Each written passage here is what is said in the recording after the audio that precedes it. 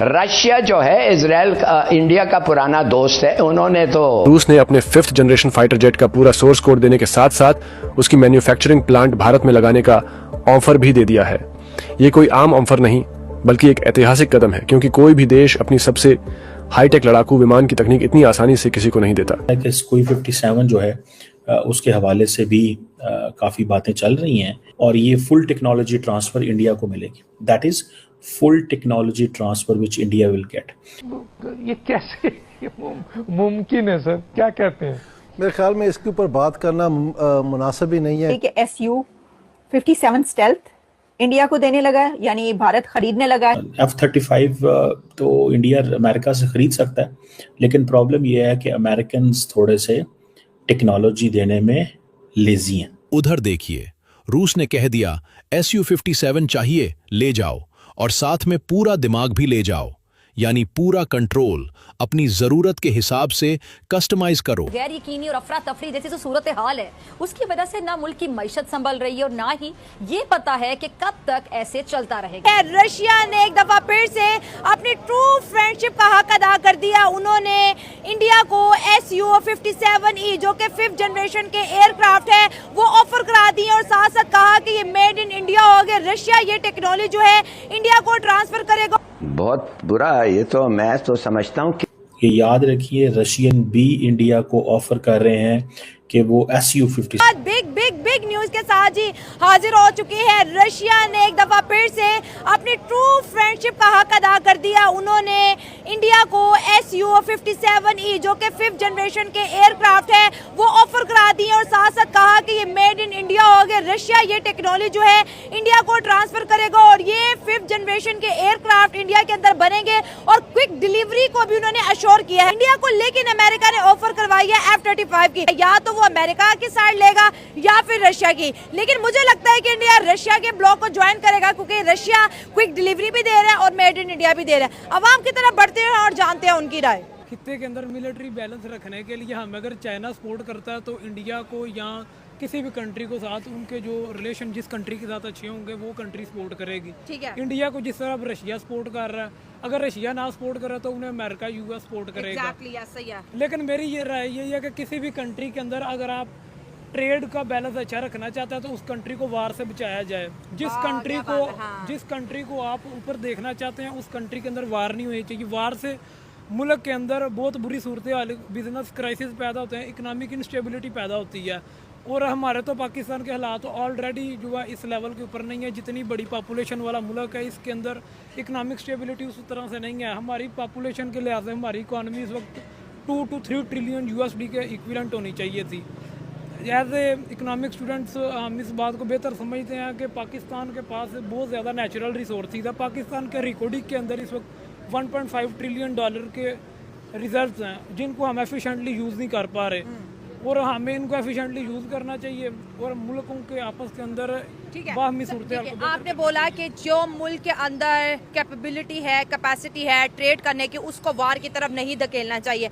अगर पाकिस्तान के पास 5th generation aircraft आता है तो वहाँ पे अमेरिका, रशिया, इंडिया को दे देता है। तो जो मिलिट्री बैलेंस है रीजन के अंदर वो मेंटेन रहता है और मेंटेन रहना भी चाहिए, ताकि अगर इंडिया के पास 5th और हमारे पास नहीं है तो इंडिया हो सकता है कि हम पे 5th जनरेशन से अटैक कर दे। बाकी आपको पता है कि सुखोई 57 जो है उसके हवाले से भी काफ़ी बातें चल रही हैं कि इंडिया जो है वो Su-57 जो है वो भी लेगा और उसकी बड़ी वो जिसे कहते हैं ना तैयारी करके बैठा हुआ है कि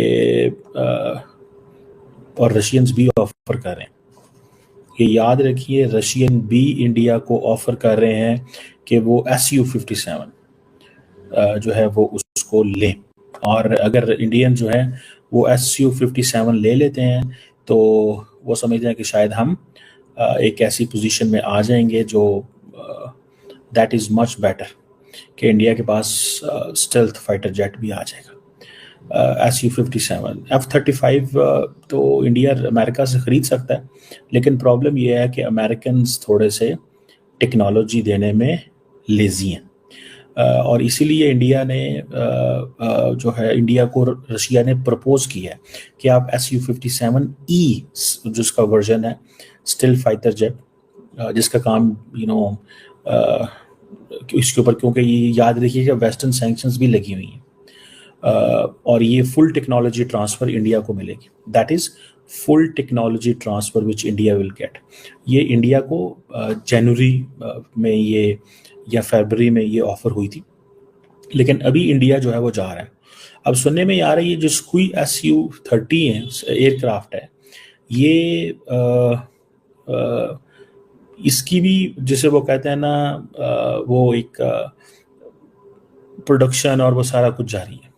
सो इंडियन गवर्नमेंट भाग रही है कि Su-57E लें, 5th generation multi role fighter जो जेट है ये लें, ताकि एडवांस टेक्नोलॉजी है और ताकि पाकिस्तान का मुकाबला कर सके। और इसकी वजह से और ख़ास तौर पे S-400 की वजह से तो ज़्यादा उनको एडवांटेज हुआ, या एक ज़्यादा उनका था कि इसकी वजह से हमारे बहुत सारे एसेट्स बच गए।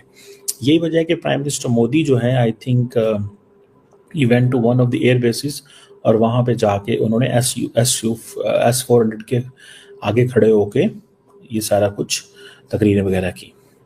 कहा जाता है कि ये जो एयरक्राफ्ट का डिज़ाइन है और इसकी जो एबिलिटी है स्पीड के हवाले से, ऑल्टीट्यूड के हवाले से अनपैरेलल है।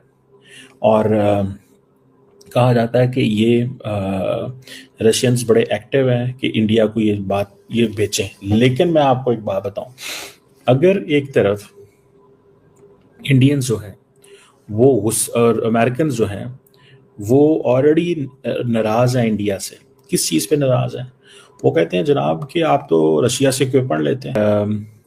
थोड़ा वक्त इस सेंस में है कि रशिया इस वक्त तो इंडिया के करीब है, तो क्या हमें तो दोस्तों रशिया ने एक बार यूएस, चाइना समेत पाकिस्तान को पूरी तरह से शॉक्ड कर दिया है फिर से, क्योंकि यूएस मीडिया ने आर्टिकल छापा है कि जो रशिया है वो भारत को देगा Su-57 विद टेक्नोलॉजी ट्रांसफर, और जो सोर्स कोड है वो भी भारत को प्रोवाइड करेगा, जिससे इंडियन आर्मी और इंडियन जो एयरफोर्स है उसकी ताकत काफी ज्यादा बढ़ जाएगी। 5th जनरेशन ये फाइटर जेट भारत के लिए बहुत ज्यादा इंपॉर्टेंट है। जैसा कि चाइना जो है वो 40 5th जनरेशन फाइटर जेट वो पाकिस्तान को देने वाला है, और अगर भारत के पास 5th जनरेशन फाइटर जेट नहीं रहेगा तो भारत को काफी ज्यादा मुश्किल फेस करनी पड़ेगी युद्ध के दौरान, क्योंकि भारत का जो खुद का प्रोग्राम है वो अभी काफी ज्यादा लेट है। यही वजह है कि भारत को जल्द से जल्द 5th जनरेशन फाइटर जेट लेना पड़ेगा।